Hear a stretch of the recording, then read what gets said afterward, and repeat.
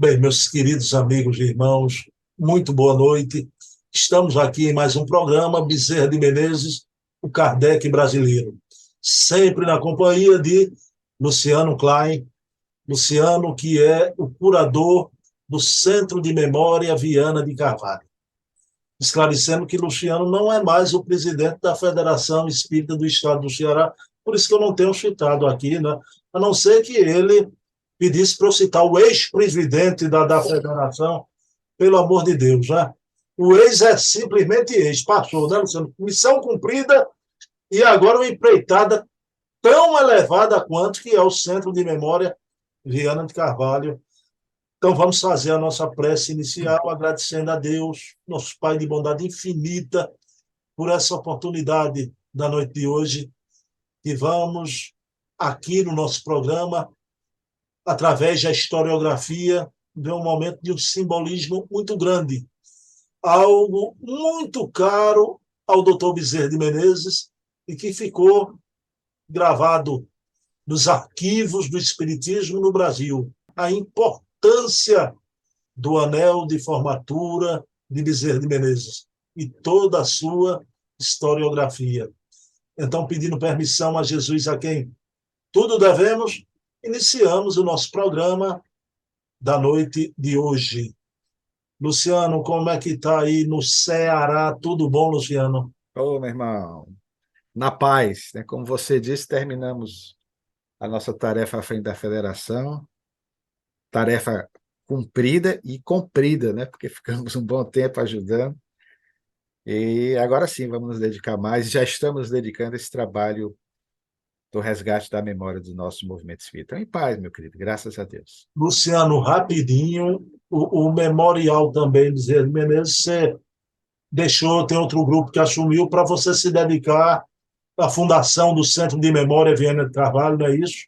Isso, nós temos o nosso amigo Eduardo Lima, que é o novo presidente do Memorial, que continua funcionando no mesmo local, com as mesmas atividades, divulgando fatos relacionados à vida do Dr. Bezerra de Menezes, que nós disponibilizamos, divulgando também o nosso trabalho, o nosso livro sobre o Dr. Bezerra de Menezes, mas pela opção que fizemos, né, de nos dedicarmos com mais afinco à questão da memória do Espiritismo em nosso estado e continuarmos fazendo novos trabalhos sobre os dois grandes nomes, embora houve outros também, mas os dois maiores nomes, as maiores expressões do Espiritismo no Ceará, que são Bezerra de Menezes e Viana de Carvalho, porque tiveram uma atuação intensa em nível nacional.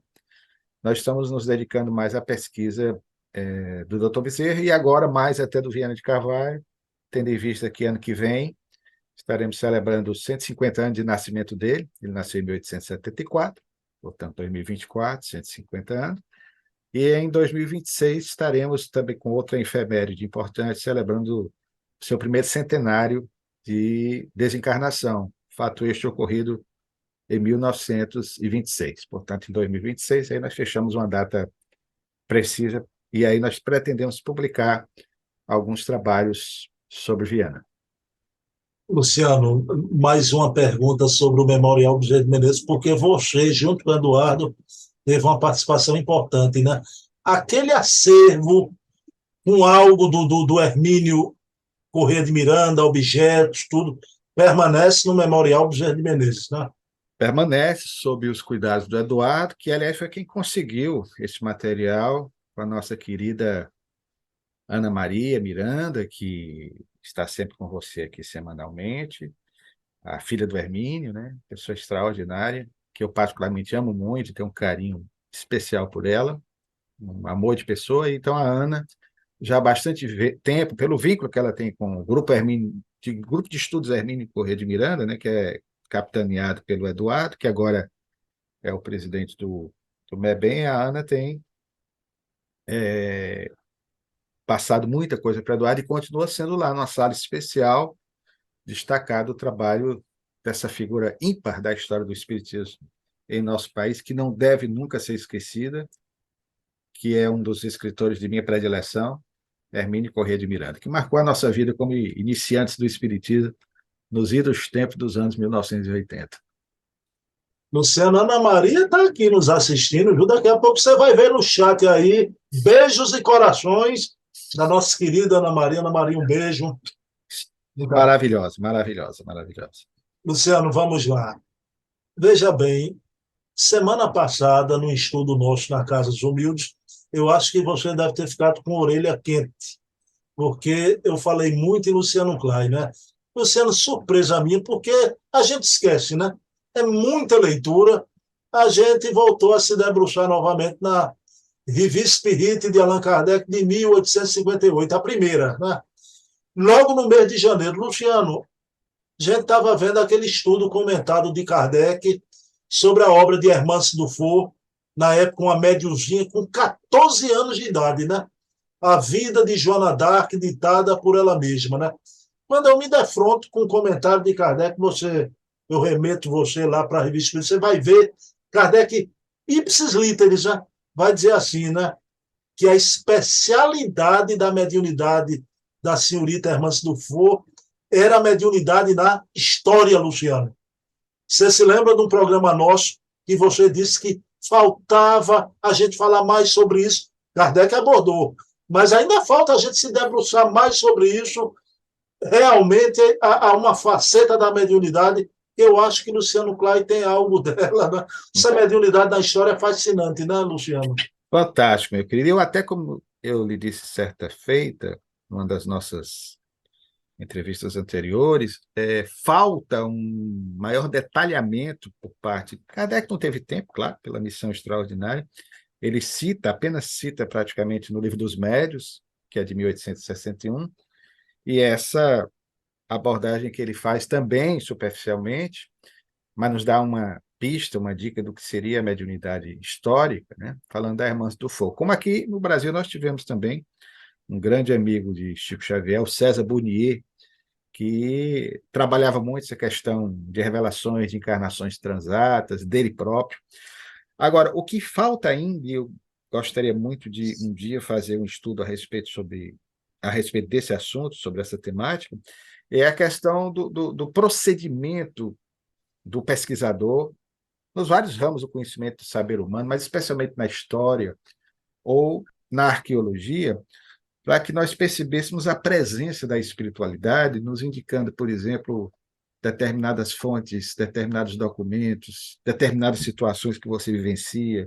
Às vezes, você vai a esmo num cemitério pesquisar sobre a vida de alguém e se depara com o túmulo daquela pessoa que é objeto da sua investigação, ou vai caminhando pelas ruas de uma cidade qualquer, você tem a sensação de estar voltando no tempo como se fosse um fenômeno de psicometria, que é um fenômeno anime, mas não deixa de ter o seu lado mediúnico. Então, você capta aquela sensação do momento, os documentos que de repente brotam à sua frente, né? Então, quando eu me refiro a essa presença da espiritualidade, e quando você vai observar, por exemplo, como os grandes arqueólogos do século XIX, como Schirlermann, e os descobridores, por exemplo, Schiller foi no caso das ruínas de Troia, quando você pega, por exemplo,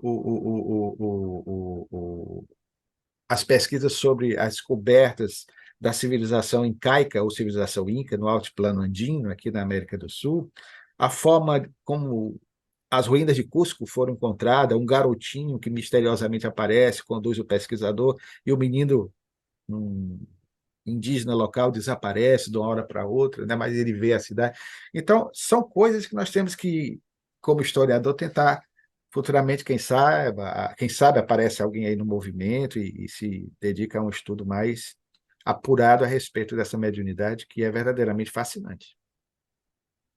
Bom, Luciano Klein, essa semana eu fiquei muito emocionado, né? Você tinha me contado que a nossa querida Lúcia Paiva, que sempre está aqui no nosso programa também, uma pessoa educadíssima. Lúcia Paiva passou a nossa última live em homenagem a Eduardo de Castro Bezerra para a família do Eduardo, né? Luciano, eu fiquei muito emocionado, você me contou. Eu vou me deter em duas mensagens, que foram algumas, né? Mensagem do irmão de Eduardo, senhor Nelson, e também da filha do querido Eduardo de Castro Bezerra Neto, né? Ficaram muito emocionados, né? Porque a gente fez uma homenagem agora com teor espírita e também enaltecendo o grande historiador. como é que isso chega a meu querido Luciano Clay? Isso causa algo aí no teu coração? Foi uma distinção muito grande da família, né, Luciano? Ah, meu querido, são esses alimentos, né, indispensáveis à alma, que vêm com afeto, com carinho, que nos dão ânimo para prosseguir na jornada. Eu recebi primeiro um contato intermediado aí pela nossa Lúcia Bezerra, repetindo, sobrinha bisneta de Bezerra de Menezes, que está sempre nos acompanhando.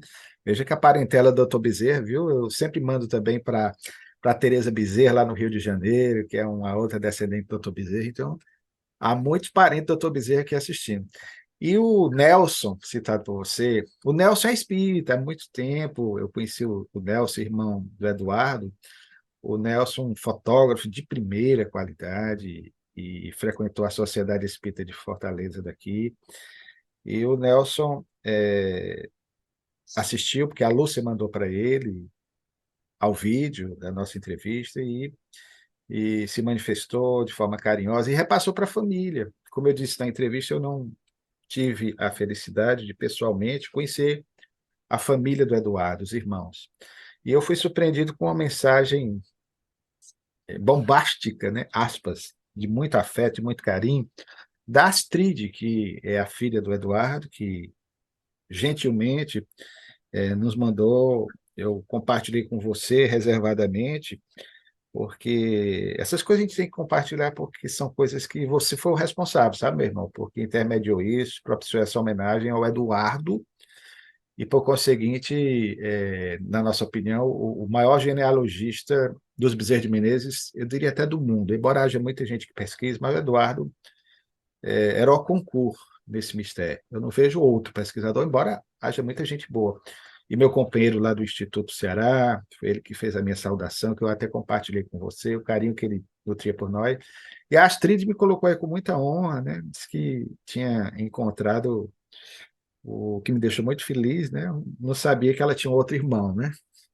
E dá para eu me encaixar ali na relação cronológica dos filhos do Eduardo, que eles têm praticamente a minha faixa etária. Somos todos dos anos 1960, né? Como você também. Então, eu fiquei muito honrado, né, com o carinho dela e fica aqui meu registro também de agradecimento, porque é uma demonstração de afeto mútuo e de reconhecimento, sobretudo, ao trabalho dessa figura ímpar, que na Terra se chamou Eduardo Castro Bezerra Neto. E eu imagino, Luciano, esse contato seu agora com a família, como o Eduardo está feliz com essa aproximação toda, né? Ele é uma pessoa extraordinária. Eduardo, eu não tenho a menor sombra de dúvida que é uma daquelas almas que partem da Terra como um foguete, né? Disparam, vão para uma região feliz, pelo homem extremamente amoroso. Lá no Instituto, você precisava conhecer o Eduardo, né? O Eduardo não fazia distinção dos funcionários mais simples. É sempre bom a gente falar bem das pessoas e ainda a demonstração da nossa gratidão. Então, os funcionários do Instituto Ceará, as pessoas mais simples que lá trabalham, simplesmente adoram. Eu vou conjugar o verbo no presente, que continuam adorando. O Eduardo. O Eduardo era assim, querido, tratava todo mundo indistintamente, meio com aquele cabedal de cultura que ele tinha, mas não era um intelectual, Eduardo, né? Eu digo que ele não era intelectual, ele era e é um sábio por excelência, né? Naquela linha da sabedoria socrática. Um homem que tinha um conhecimento único, extraordinário, um currículo vastíssimo, mas se você chegar perto do Eduardo, era aquela humildade dos Bezerra de Menezes, sabe? Que não constrangia ninguém, pelo contrário. A humildade dele, até perante um menino velho como era eu, quando eu conheci o Eduardo, na década de 90, de perguntar timidamente, sabendo que era uma figura de nomeada no Instituto do Ceará.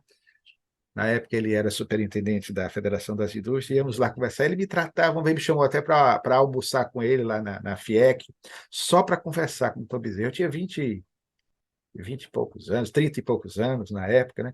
Aí ficar imaginando, puxa, merecer a atenção do Eduardo. Então, são essas coisas que cativam. São as grandes almas que fazem isso. Não esnobam, não são arrogantes, são prepotentes. E o mais importante, querido, que é o que a gente está precisando, e eu acho que é por isso que essa live nossa aqui, ela tem, graças a Deus, uma penetração muito boa para divulgar a vida do Dr. Bezerra de Menezes, é esse afeto que se exterioriza do Dr. Bezerra de Menezes, por seu intermédio, quando você faz a saudação da sua mãezinha. Eu espero, enquanto estiver com você, você nunca deixe de agradecer a sua mãezinha no final, porque é uma das coisas que mais me comovem, né? A reunião dedicada a ela. E o amor que a gente tem pelo Dr. Bezerra e agora extensivo também à família. Luciano, vamos lá, porque ainda tem muitas emoções, né? Luciano, eu coloquei o título desse programa de hoje, A Historiografia de um Anel. Luciano, o anel mítico de Bezerra de Menezes. Esse anel que tem uma história de sonho que a gente vai ver no final. Só tem que, através da historiografia, dos fatos, Luciano, a beleza e a importância desse anel fica maior ainda do que a coisa mítica. Então, a gente vai ver aqui na noite de hoje, né, o desenrolar, né, do anel de Dr. Bezerra de Menezes, desde os pródromos, né, porque, Luciano, a gente podia dizer assim, eu queria que você, no decorrer, você falasse isso. Não foi, a gente sabe que não foi. Mas na sua narrativa a gente vai ver, parece que o anel foi feito de encomenda, foi criado para Bezerra de Menezes, né? Porque não existia o anel de graduação de medicina, né? Então, no ano de 1838, um professor, o Luciano vai narrar, de Adolfo, né? Do jovem Adolfo, formado na Universidade de Montpellier, na França, ele vai fazer a proposta da criação de um anel para a graduação dos alunos de medicina. Então, e só quase uma década depois, Luciano, em 1856, é que esse anel vai ser criado. Mas a proposta, através desse professor de Adolfo, em 1838.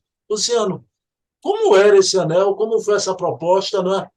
Como seria esse anel do querido Dr. Bezerra de Menezes?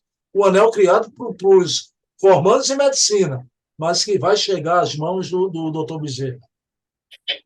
Nós vamos pesquisar, Bruno, para tentar encontrar um pouco informações a respeito desse apetrecho tão importante na vida do nosso biografado. E aí fomos pesquisar, e aí por trás dele, na primeira versão do anel, nós encontramos o nome do Dr.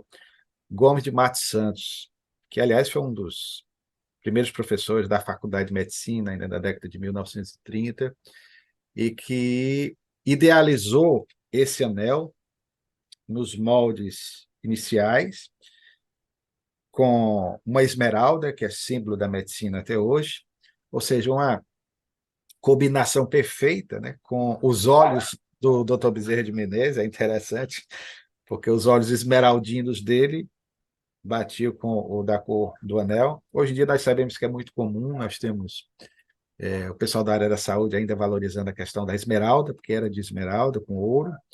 Então ele idealiza com o símbolo de Hipócrates, que é o pai da medicina, todo médico faz o juramento de Hipócrates. Então essa versão, o mais interessante é que ela, pela primeira vez, embora idealizada nos anos 1830, ela só foi por ele concretizada, e ele chegou a ser professor de Bezerra de Menezes, o idealizador do anel. Ele foi professor do Dr. Bezerra na Faculdade de Medicina, e ela foi, por primeira vez, trabalhada, oficialmente divulgada, coincidentemente, no ano em que o Dr. Bezerra de Menezes iria concluir a Faculdade de Medicina, em 1856. Foi a primeira turma a utilizar, né?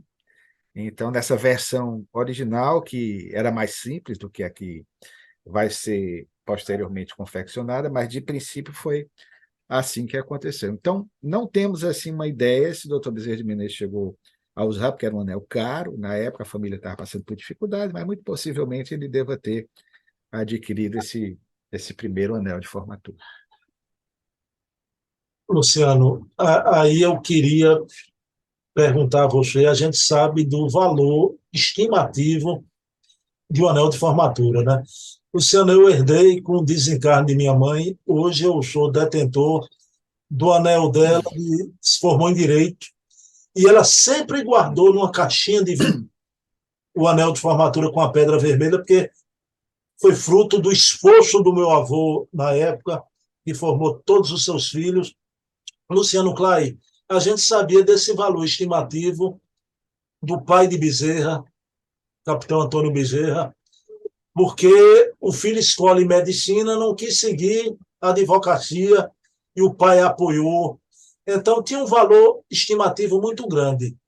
Só que o Bezerra de Menezes era um homem culto, preparado, e eu pergunto a você como era esse anel, não é? Materialmente falando, porque o Bezerra sabia não apenas esse valor estimativo que ele nutria pelo anel, mas sabia do valor artístico, porque era uma obra de arte, não é, Luciano?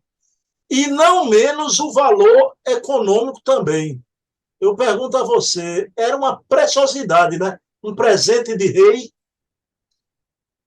Como ele próprio iria definir. São palavras dele, inclusive, em um de seus romances. Ele fala: nós fomos garimpar o que foi possível encontrar, não muita coisa, para tentar compreender o valor desse anel. Não o valor material, que, aliás, para a época era muito elevado, né? Um preço considerável, mas, sobretudo, o simbólico, espiritual, vamos assim dizer, porque para ele aquele anel representava as noites perdidas em vigílias fecundas que esse jovem estudante de medicina teve, de 1851 até 1856. Foi o período em que ele passou por provas acerbas, já inicialmente, distante da família, na corte imperial, conforme nós já comentamos sobre o pai. O pai desencarna quando ele cursava o segundo semestre do curso médico, em 1851, no mês de setembro. Ele não pôde voltar à Fortaleza para render as derradeiras homenagens ao pai. Então, soube de tudo no Rio de Janeiro. Vai ser o ano também em que ele conclui a faculdade, a década também em que ele conclui a faculdade de medicina, em 1856. E naquele mesmo decênio, ainda em 1857, vai ver a desencarnação de uma irmã aqui no Ceará, na cidade de Granja, Maria de Souza Bezerra Cavalcante, que ele vai homenagear no Rio de Janeiro. Ele dedica à família, na sua tese de conclusão do curso, né, algumas considerações afetivas. Então, aquilo ali tudo representava para ele a aposta, vamos dizer assim, que a família fazia naquela que foi a única pessoa dos Bezerra de Menezes, dessa família extraordinária, a optar pelo curso médico. Porque, conforme já expusemos em outros momentos, Bruno, os três irmãos mais velhos, ele era o quarto dos homens, havia três mulheres também, mas dos quatro homens foi o único que optou pela medicina. Conforme nós já dissemos para você, os mais velhos terminaram o direito, com exceção do terceiro, que abandona para ser agropecuarista, o José Joaquim, mas pelo menos começou no curso de direito, e cursavam aí em Pernambuco, na faculdade de Olinda, que existia à época, né? Então, isso me faz crer também que Bezerra andou muito aí para o Pernambuco, né? Até por causa dos irmãos, da companhia, num outro momento para visitar a cidade, né? E então, o fato é que foi o único que seguiu. Já falamos da influência do avô, que não era médico, pelo menos oficialmente falando, mas era uma espécie de médico dos pobres para a população do Riacho do Sangue, o coronel Antônio Bezerra de Souza e Menezes. Então, para ele, aquele anel simbolizava essas lutas difíceis pelas quais passou, quando esteve, inclusive, na iminência de perder o curso médio, pelo revés financeiro, material, porque a família passou com a desencarnação do genitor, a partir de 1851. O seu empenho em vencer essas vicissitudes e tendo de dar aulas particulares de latim, de filosofia, de matemáticas, como era chamada à época a disciplina. Então, esse anel tinha esse valor simbólico. Então, para ele, talvez, aqui é uma dedução que fazemos, né?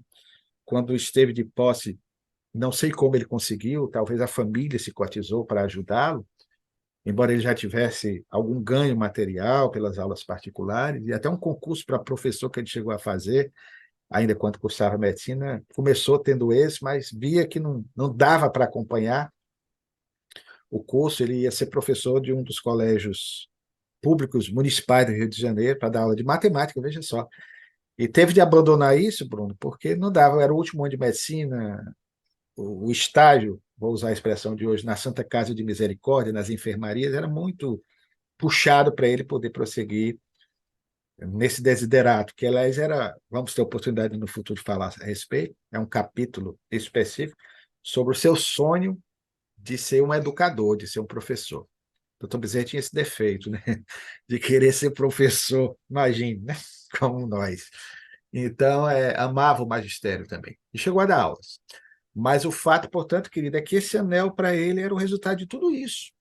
Então, tinha simbolicamente um valor muito grande. E ele chegou a adquirir esse anel, que na primeira versão, como nós falamos, idealizada por esse médico. Luciano, eu queria, pronto, exatamente, era a minha próxima pergunta que eu ia te fazer. Que o Tomás Rodrigues dos Santos propõe o anel em 1938, né? Ele só vai ser criado em 1856, mas os formandos mesmos só vão receber em 1860, né?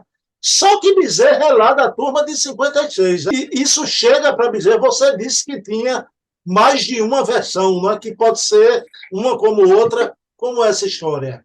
E foi o que nós descobrimos, Bruno. Na segunda versão e definitiva, e nós temos uma prova de que foi essa que o doutor Bezerra de Menezes utilizou, e depois eu posso falar para você como, né, a partir de uma imagem muito importante, mas o fato é que a segunda versão ela foi aprimorada por um professor do doutor Bezerra de Menezes, no curso médico, e que se tornaria seu grande amigo, médico homeopata, Francisco de Menezes Dias da Cruz, que foi, inclusive, colega de Bezerra de Menezes na Câmara de Vereadores do Rio de Janeiro. Foi um vereador de nomeada, médico, que muito se dedicou. Ele desencarna em 1878. Dr. Bezerra de Menezes foi um dos amigos a carregar o caixão, segurou numa das alças, né, para prestar essas derradeiras homenagens a esse médico humanitário, que, aliás, foi pai de um médico homônimo, Francisco de Menezes Dias da Cruz, que foi presidente da Federação Espírita Brasileira.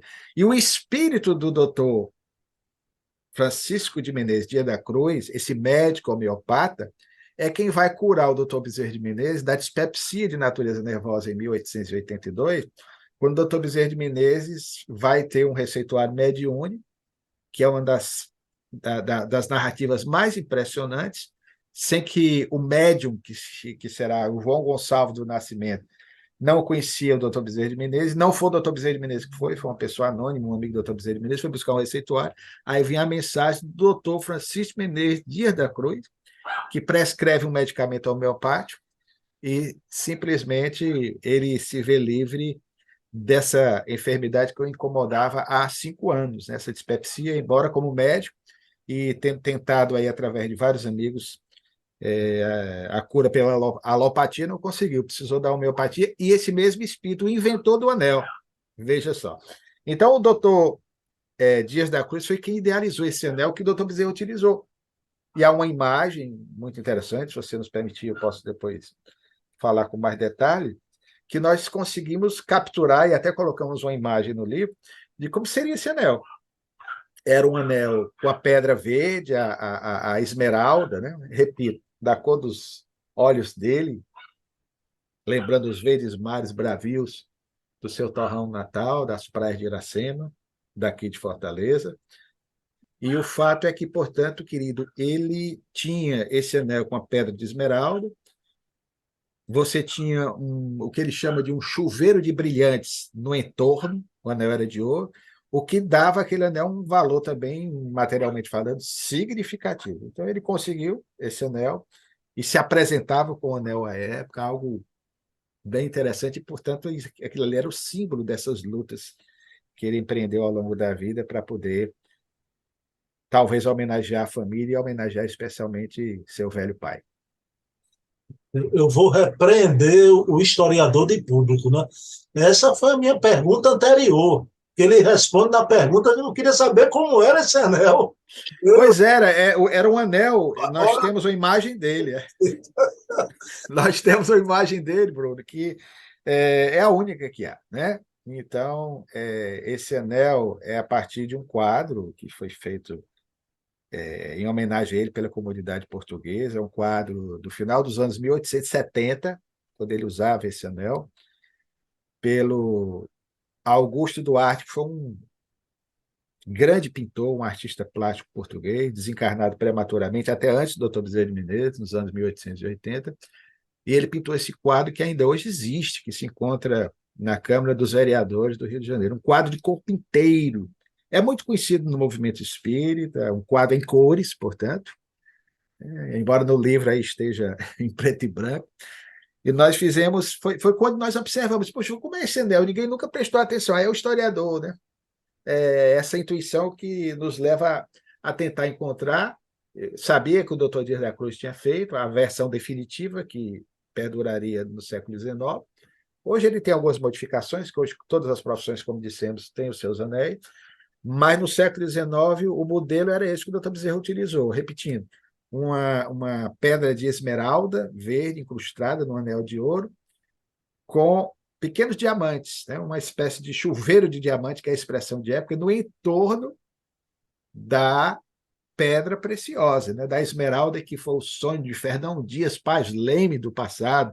Na nossa infância, nós aprendemos aquele bandeirante que desencarnou encontrando, né, as turmalinas, as esmeraldas, né? Pensou que tinha encontrado esmeraldas, mas, na verdade, tinha encontrado uma pedra de menor valor, né? As turmalinas. Isso a gente aprende quando criança. Luciano, eu disse repreendendo o historiador. Quantas vezes precisava. Pessoal, eu vou fazer qualquer dia, Luciano, um making-off do programa, que é o antes do programa acontecer. Que a gente fica numa vibração tão fraterna, tão boa, que quando a gente entra no ofício mesmo da live, eu penso que a gente está no momento anterior, viu, Luciano? Mas é bom que seja espontâneo, a gente vai conversando, vai batendo esse papo, esse ping-pong, Bruno, que eu já disse para você, o grande beneficiário desse encontro, que mais do que qualquer um que nos ouve, perdão, mas sou eu, viu? Porque para mim é um presente para a alma, sabe? A alegria de estar com você e nessa descontração, nessa brincadeira, desse improviso, né? Falamos aqui da vida do Dr. Bezerra de Menezes. Luciano, aí você se referiu à tela, né? O pintor fez essa tela. Eu tenho uma pergunta que foi uma curiosidade minha, mas foi uma surpresa para mim, Luciano. A tela, para você encontrar, foi esforço de muita pesquisa. E me diga uma coisa, o que é que me surpreendeu? Luciano, por que o doutor Bezerra usava o anel de formatura no dedo indicador, Luciano?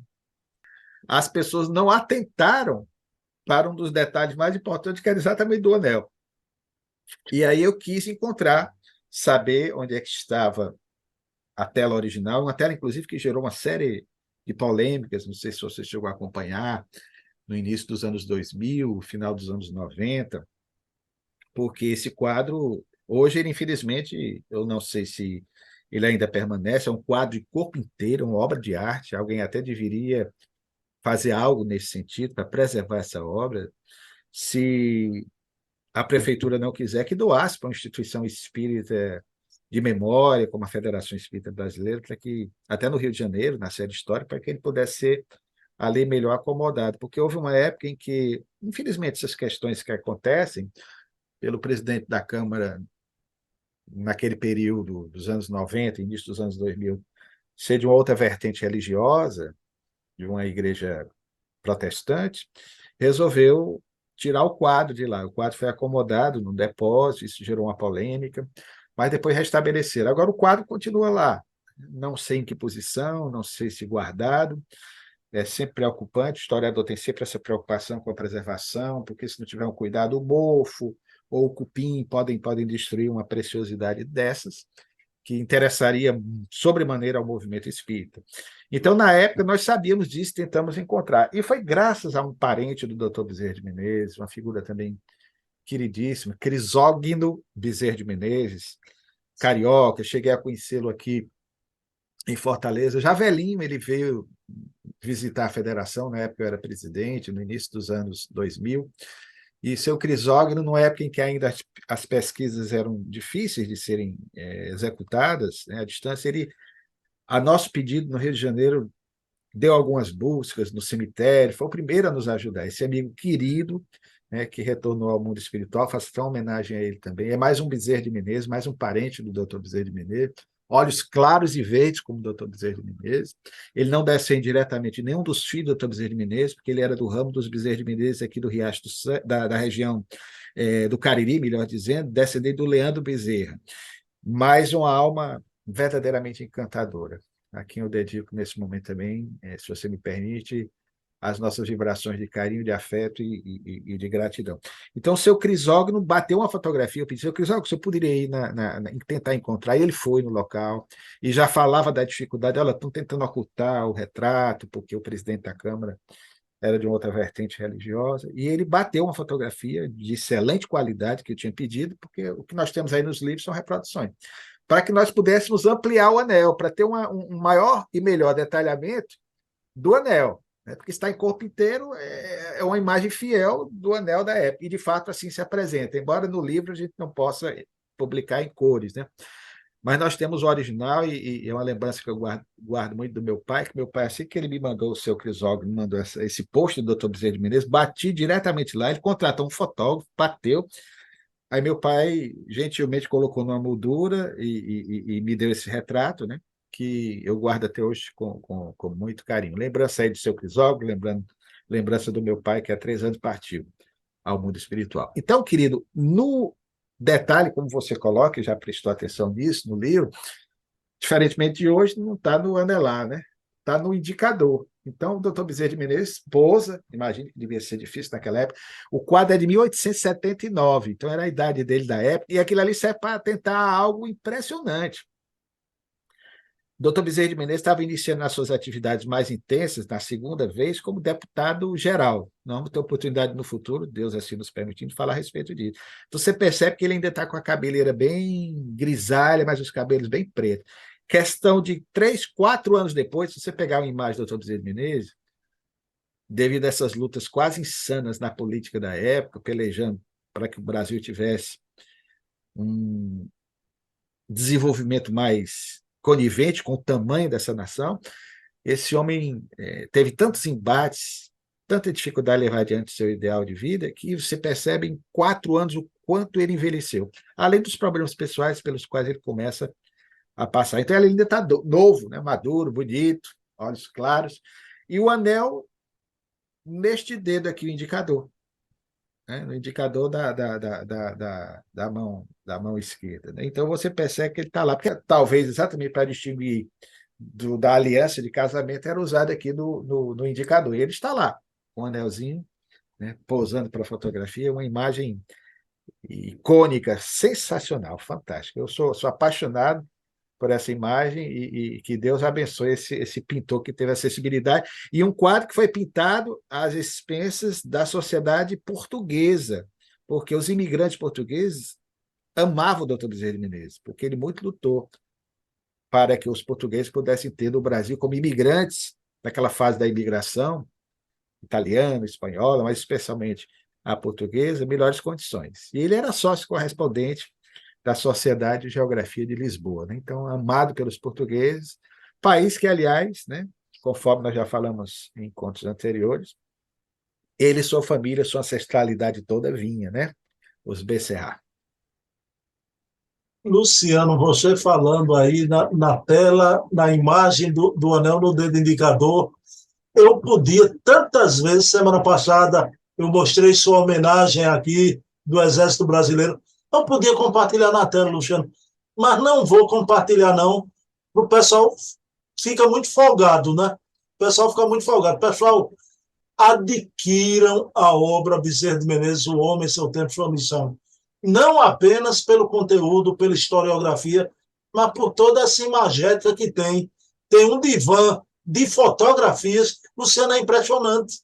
E você não vê em lugar nenhum a foto do Bezerra com o anel, está aqui a tela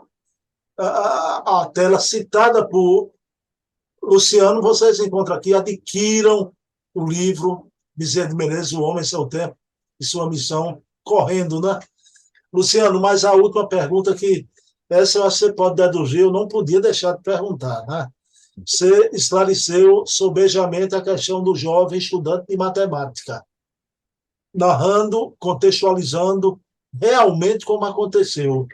Luciano, eu acho que o momento mais lindo de Bezerra, a gente teve a interpretação antológica dessa cena com Carlos Vereza, que inclusive eu soube que no Copião, quando foram ver a van-premiere do filme, o Divaldo disse ao Carlos Vereza que naquele momento, quando ele interpretava essa cena, o Bezerra de Menezes abraçava o ator.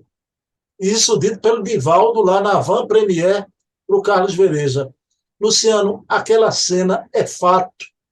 Se deu realmente, como a gente sabe, a mamãe chega com o filhinho doente, o Bezerra faz a receita, ela não tem dinheiro, ele tira o anel. E você podia contar essa história como realmente foi? Nós acompanhamos, Bruno, na época, porque nós tivemos uma participação como roteirista do filme, a convite do querido amigo Eduardo Girão, que foi o responsável por nos ensejar esse sonho, né, de ver a biografia do Dr. Bezerra de Menezes divulgada. De princípio, mais de 500 mil de pessoas se deslocou aos cinemas para conhecer um pouco da vida do Dr. Bezerra de Menezes. Houve uma intensa divulgação.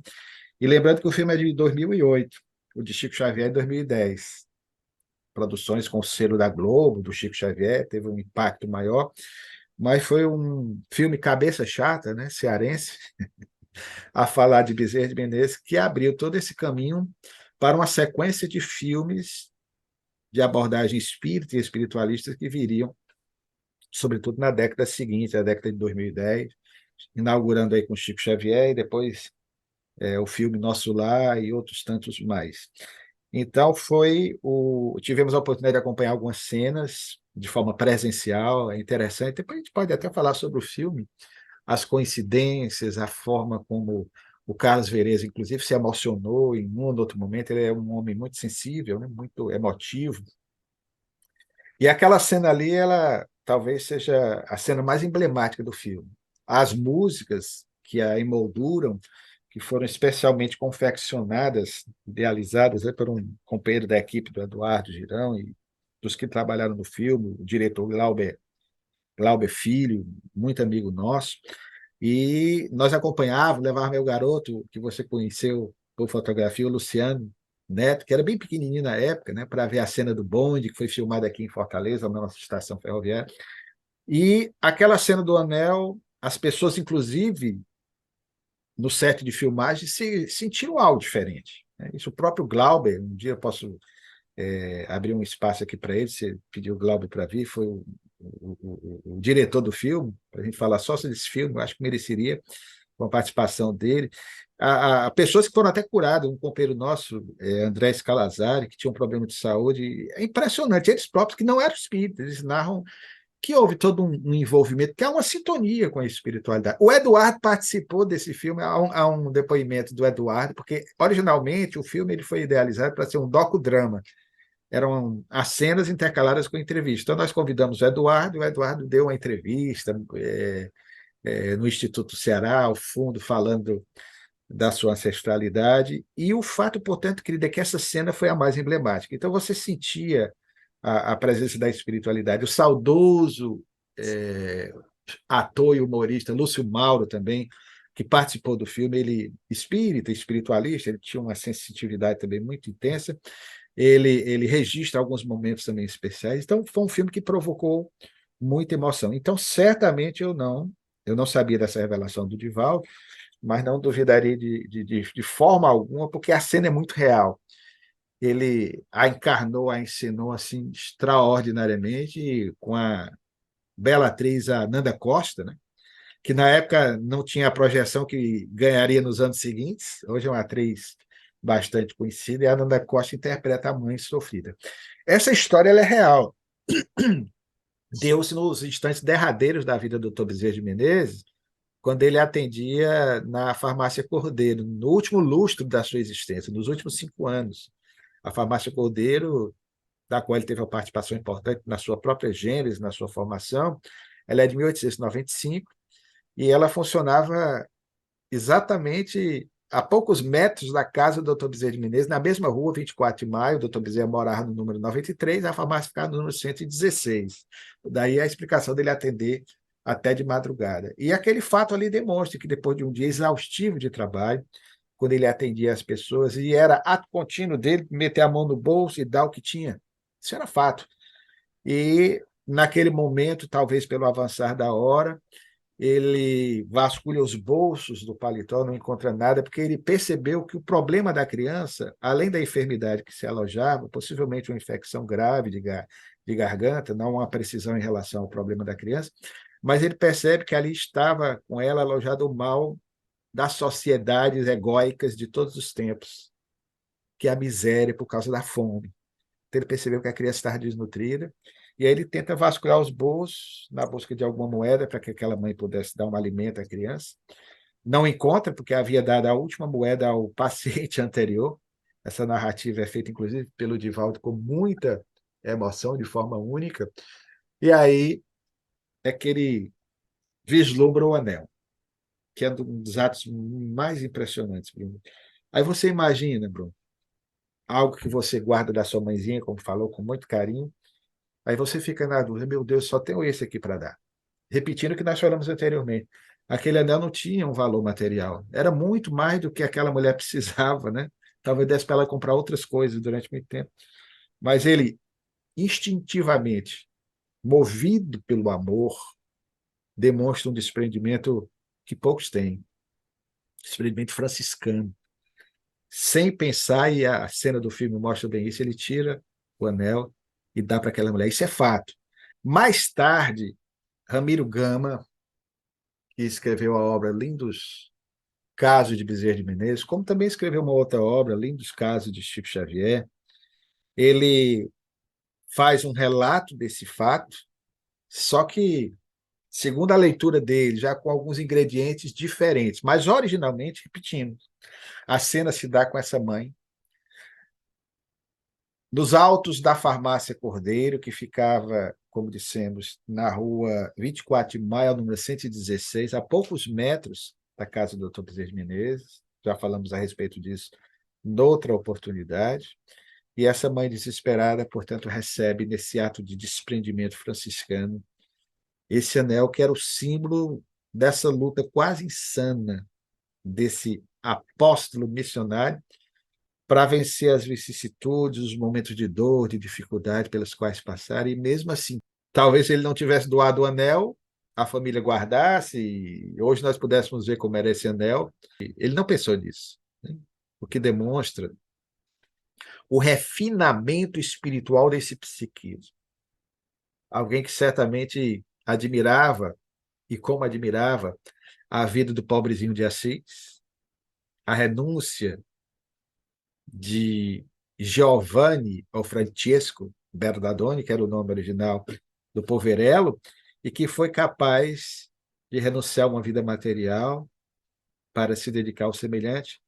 E Bezerra que admirar Francisco de Assis, isso é fato, tanto é que, repito, o nome de um de seus filhos era Francisco da Cruz Bezerra de Menezes, o último dos filhos a desencarnar.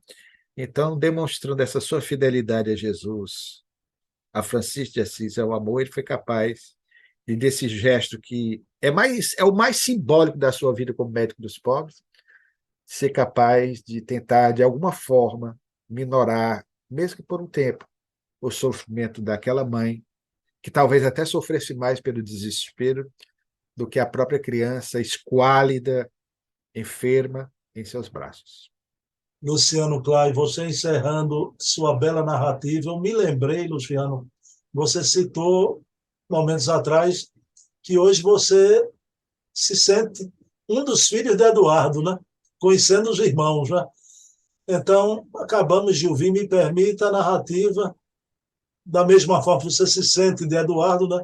Um dos filhos de Bezerra de Menezes ainda aqui na Terra, né? Luciano Clay Filho, né? Que narrativa, Luciano. E eu queria, nesse momento, né, que a gente está na semana do Dia das Mães, a gente vai encerrar o programa com a prece. Até aquele nosso momento fraterno no final. Hoje a gente vai encerrar com a prece. Queria oferecer esse programa à minha mãe. Faz um ano que houve o último Dia das Mães nosso, foi o dia que eu mais beijei, dei cheiro em minha mãe o dia inteiro. E o próximo domingo será o Dia das Mães, né? Então fica aqui com esse programa o valor de um homem único, de um homem que amou tanta gente, e essa imagem para entrar no Dia das Mães, essa mãe desesperada, precisando urgente de uma ajuda, e Bezerra de Menezes dá esse anel de formatura com valor estimativo, o valor artístico, o valor monetário. Isso por si só revela, e que bom que isso foi fato. Né? Está comprovado, ratificado, que não é a parte mítica da vida de Bezerra, não é uma invenção. Tudo em Bezerra de um homem real, que a historiografia de Luciano Clay vem comprovar. Tá? Luciano, querido, tu faz a prece final e a gente encerra com a prece final. Amoroso Jesus, companheiro presente constantemente na nossa jornada, ao chegarmos ao instante final desse encontro fraterno, permite que possamos evocar por teu intermédio, nesta semana que antecede, pela tradição do mundo ocidental, a celebração do Dia das Mães, a figura excelsa de tua genitora, Maria de Nazaré, a rosa mística da Palestina, que num encontro sublime com uma entidade espiritual, conforme a narrativa de Lucas, no seu texto, um ser que era um moço de Deus, na expressão hebraica, Gabri, moço é o Deus, Gabriel, teve a capacidade extraordinária de dedicação extrema e de renúncia para te acolher em seu ventre sagrado, ensejando que pudesses vir à terra, Senhor, para o desenvolvimento da mais sublime missão que a humanidade terrestre já testemunhou. Permite, ó Mãe querida, que nesse instante todas as mães, as que passam na terra por vicissitudes, pelo desespero diante da dor e da agonia de um filho amado, como a mãe da conhecida história do teu filho dileto, que tanto te amou e que permanece junto do teu coração, Bezerra de Menezes, que mães como aquela, que mães que passam por outras vicissitudes, as mães que já não estão conosco na dimensão física, mas que do mundo espiritual nos envolvem com seu afeto em seus braços espirituais, inspirando-nos ao bem, ao soerguimento moral, para que possamos dar prosseguimento na nossa jornada. Abençoa, Senhor, aquelas mães que ainda inconscientes, pelos problemas pelos quais passam, não tiveram a oportunidade de ter o esclarecimento necessário a respeito da sublime missão da maternidade. Permite, por fim, bondosa Senhora, que todos os irmãos que nos escutam nesta live, que homenageia a vida de um dos mais fiéis seguidores de seu filho Jesus, o nosso Dr. Bezerra de Menezes, possam receber nesse instante o refrigério, o lenitivo às suas almas, o bálsamo reconfortante, ensejando a todos nós, além do rejuvenescimento, do fortalecimento das nossas almas, adquirirmos as forças necessárias para, sem desistir, prosseguirmos nessa nossa difícil, dolorosa via crucis pessoal de todos nós, ainda nesse mundo de provas e de expiações, mas na certeza, ó bondosa Senhora, de tua tutela terna e amorosa nessa nossa caminhada de ascensão espiritual. Sê, ó Mãe querida, com toda a humanidade, agora, hoje e sempre, e que assim seja.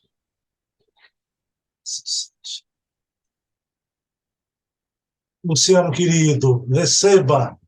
Faça que nem aquele rapaz do Instagram. Receba meu coração sempre, viu? Te amo, meu irmão. Eu mais, querido. Você é meu e o boi não lambe. Até a próxima.